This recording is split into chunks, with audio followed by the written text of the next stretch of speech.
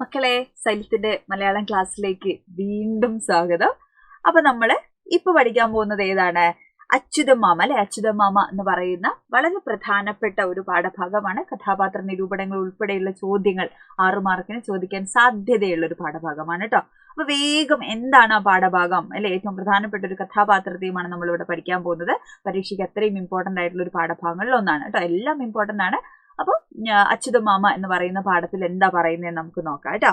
KP രാമനുണ്ണിയുടെ അച്യുതമാമ എന്ന് പറയുന്ന കഥ അല്ലെ, ഇതൊരു കഥയാണെന്ന് മനസ്സിലാക്കുക. അപ്പൊ അത് ആദ്യം നമ്മൾ പഠിക്കണേ. നമുക്ക് ഏകദേശം എന്താണ് പഠിക്കാനുള്ള പാഠഭാഗങ്ങളൊക്കെ അല്ലെ, 5 യൂണിറ്റ് ഉണ്ട്. അപ്പൊ ഈ യൂണിറ്റുകളിലുള്ള ഓരോ പാഠഭാഗവും എന്താണെന്ന് ഏറ്റവും ബേസിക് ആയിട്ട് മലയാളത്തിൽ പഠിക്കേണ്ട കാര്യമാണ്. കഥയാണോ, നോവലാണോ, അല്ലെങ്കിൽ ലേഖനമാണോ, എന്താണ് എന്നുള്ളത് എന്ത് ചെയ്യണം, കൃത്യമായിട്ട് നമ്മളൊന്ന് പഠിക്കുക എന്നുള്ളതാണ്. അപ്പൊ അച്യുതമാമ എന്ന് പറയുന്ന കഥ പുതിയ കാലത്തെ തൊഴിൽ സംസ്കാരവും അതിനിടയിൽ നഷ്ടപ്പെട്ടു പോകുന്ന മാനവിക മൂല്യങ്ങളെയുമാണ് എന്ത് ചെയ്യുന്നത്, ആവിഷ്കരിക്കുന്നത്. തൊഴിലിടങ്ങൾ മനുഷ്യന്റെ വൈകാരിക തലങ്ങളെ എന്ത് ചെയ്യുന്നു, സ്വാധീനിക്കുകയും നിയന്ത്രിക്കുകയും ചെയ്യുന്ന കാലത്താണ് നാം ജീവിക്കുന്നത് അല്ലെ. തൊഴിലിടങ്ങളാണ് എന്ത് ചെയ്യുന്നത്, നമ്മൾ എങ്ങനെ ജീവിക്കണം എന്ന്. ഇപ്പൊ നിങ്ങളുടെ ജോലി എന്ന് പറയുന്ന ലേഖനത്തിൽ നമ്മൾ പഠിക്കുന്നത് എന്തിനെ കുറിച്ചാണ്? നമുക്ക് പഠിക്കാനുള്ള ഒരു പാഠഭാഗമാണ് അല്ലെ. അത് നമ്മൾ എന്തിനെ കുറിച്ചായിരുന്നു പഠിച്ചത്? ജോലിയുടെ പ്രാധാന്യത്തെ കുറിച്ചാണ്. അപ്പൊ പുതിയ കാലത്ത് പല രീതിയിലും നമുക്ക് ഇഷ്ടമില്ലാത്ത ജോലിയൊക്കെ ചെയ്യേണ്ടി വരുന്ന ആളുകളുണ്ട്. അതേപോലെ ഭയങ്കര സ്ട്രെസ്ഫുൾ ആയിട്ടുള്ള ജോലികൾ ചെയ്യുന്ന ആളുകളുണ്ട്. പണം എന്ന് വിചാരിച്ച് മാത്രം ജീവിക്കുന്ന ആളുകളുണ്ട്. അപ്പൊ അത്തരത്തില് കലുഷമായി കൊണ്ടിരിക്കുന്ന അല്ലെങ്കിൽ വൈകാരികമായിട്ടുള്ള തലങ്ങളെയൊക്കെ സ്വാധീനിക്കുക, അതിന്റെ ഇടപെടലൊക്കെ നടത്തുന്ന അല്ലെ, ജോലി ബാധിക്കുന്ന ഒരു കാലത്താണ് നമ്മൾ ജീവിക്കുന്നത്. അണുകുടുംബത്തിൽ ജീവിക്കുന്ന കഥാനായകന് തൊഴിലിടങ്ങളിലെ തിക്കും തിരക്കും സമ്മർദ്ദവും ഒക്കെ കാരണം കുടുംബ ബന്ധങ്ങളുടെ ഊഷ്മളത. പലപ്പോഴും അങ്ങനെയാണ്. അച്ഛന്മാരെ കാണാത്ത, അമ്മമാരെ കാണാത്ത വീടുകളുണ്ടാവും. കുട്ടികൾ ഗ്രാൻഡ് പാരന്റ്സിന്റെ കൂടെ ജീവിക്കുന്ന പല വീടുകളുണ്ട്. അപ്പൊ പുതിയ കാലത്തെ സാഹചര്യം അങ്ങനെയൊക്കെയാണ് അല്ലെ. അപ്പോ അയാളുടെ ജീവിതത്തിൽ നിറം പകർന്ന, അയാളുടെ ജീവിതത്തിൽ ഈ കഥയിലെ പ്രധാനപ്പെട്ട കഥാപാത്രത്തിന് അദ്ദേഹത്തിന്റെ ജീവിതത്തിന്റെ സ്വപ്നങ്ങൾക്ക് നിറം പകർന്ന, അദ്ദേഹത്തിന്റെ ജീവിതത്തിലേക്ക് അല്ലെ ഇന്ന് കാണുന്ന സൗഭാഗ്യങ്ങളിലേക്കൊക്കെ എത്തിച്ചൊരു വളരെ പ്രധാനപ്പെട്ട കഥാപാത്രമാണ് ആര്? അച്യുതമാമ എന്ന് പറയുന്ന കഥാപാത്രം. പക്ഷെ ഒരു മിനിറ്റ് പോലും ഈ അച്യുതമാമയ്ക്ക് തിരിച്ചു കൊടുക്കാൻ കഴിയാത്ത വിധം തിരക്കിൽ അകപ്പെട്ടു പോകുന്ന ഒരു കഥാപാത്രത്തെയാണ് നമ്മളിവിടെ കാണുന്നത്. അച്യുതമാമയെ കേൾക്കാനോ കുറച്ചു സമയം അദ്ദേഹത്തിന് വേണ്ടി നീക്കി വെക്കാനോ ഒന്നും കഥാനായകന് കഴിയുന്നില്ല. ഇക്കാലത്ത് തൊഴിലിടങ്ങളിൽ മനുഷ്യൻ അനുഭവിക്കുന്ന സമ്മർദ്ദവും നിസ്സഹായതയുമാണ് എന്ത് ചെയ്യുന്നത്, അതായത് ജോലി ചെയ്യണം, പൈസ ഉണ്ടാവണം അല്ലെ. അപ്പൊ അവരനുഭവിക്കേണ്ടി വരുന്ന ആ ഒരു പ്രയാസത്തെയാണ് എന്ത് ചെയ്യുന്നത് നമ്മുടെ കഥയിൽ പറയുന്നത്. ജീവിതം അതിന്റെ കഴിവയിലൂടെ ഒഴുകിപ്പോവാണ്. ജീവിതം അങ്ങ് പോവും അല്ലെ. ഇന്ന് നാളോ മറ്റന്നാളോ പറഞ്ഞിട്ട് ജീവിതം അങ്ങ് പോയിക്കൊണ്ടിരിക്കും അല്ലെ. അപ്പൊ അതിനനുസരിച്ച് എന്ത് ചെയ്യുന്നു, ജീവിതം പലപ്പോഴും കൈപ്പിടിയിലില്ല എന്ന് കഥയിലെ നായകനായ മാധവൻ തിരിച്ചറിയുകയും തൊഴിലിടം മനുഷ്യത്വരഹിതമായി മാറുമ്പോൾ കഥാനായകനും അല്ലെ, തൊഴിലിടം അങ്ങനെയാകുമ്പോൾ കഥാനായകനും അറിഞ്ഞോ അറിയാതെയോ അങ്ങനെയായി മാറുകയാണ്. തികച്ചും അന്യവൽക്കരിക്കപ്പെടുന്ന അയാളെ തേടിയെത്തുന്ന അച്യുതമാമയെ അയാൾക്ക് പരിഗണിക്കാൻ കഴിയുന്നില്ല അല്ലെ. ഒടുക്കം അച്യുതമാമ എങ്ങോട്ടൊന്നില്ലാതെ യാത്രയാവുകയാണ്. പുതിയ കാലത്ത് തൊഴിലിടങ്ങളിൽ മനുഷ്യൻ അനുഭവിക്കുന്ന സമ്മർദ്ദവും മറ്റുള്ളവരുടെ പ്രശ്നങ്ങൾ കേൾക്കാനും പരിഹരിക്കാനും കഴിയാതെ പോകുന്നതിന്റെ നിസ്സഹായതയും ഒക്കെയാണ് എന്ത് ചെയ്യുന്നത്, കഥയില് അനാവൃത്തമാകുന്നത് കേട്ടോ. അപ്പൊ കഥാപാത്ര നിരൂപണം അച്യുതമാമയാണ്. തീർച്ചയായിട്ടും എന്താണ്, അപ്പൊ എന്ത് ചെയ്യുന്നു, വളരെ പ്രധാനപ്പെട്ട ഒരു കഥാപാത്രമാണ് അച്യുതമാമയുടേത്. അതേപോലെ തന്നെ ഇതിലെ കഥാനായകന്റെയും അല്ലെ.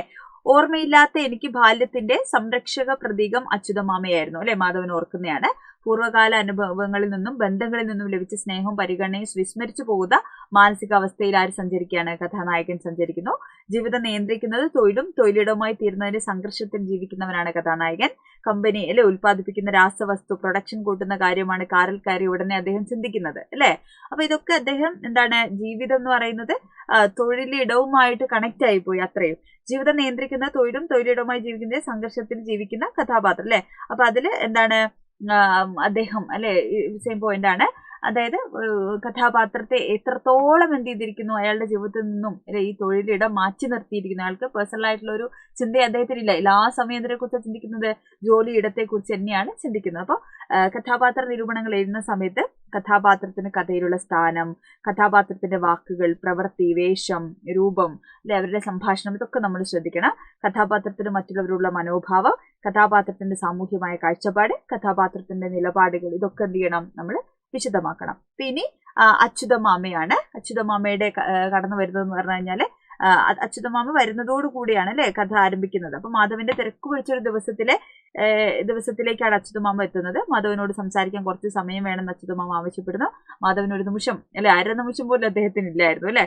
അപ്പൊ അദ്ദേഹത്തിന്റെ ബുദ്ധിമുട്ടൊക്കെ മനസ്സിലാക്കി വന്ന കാര്യം പറയാതെ പോവാണ്.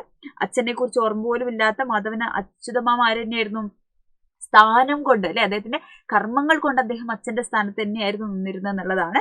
അപ്പൊ ഇങ്ങനെ ബാല്യത്തിൽ മാധവനെ സംരക്ഷിച്ചത്, സ്നേഹിച്ചത്, ലാളിച്ചത്, കൂട്ടായി മാറിയത് എല്ലാം കഥയിലുണ്ട് അല്ലെ. അപ്പൊ വൈകാതെ തന്നെ അച്യുതമാമ മാധവനോട് സംസാരിക്കാനായി വീണ്ടും വരുന്നു. അപ്പോഴും തിരക്ക് മൂലം എന്ത് ചെയ്യാണ്, സംസാരിക്കാൻ സാധിക്കുന്നില്ല.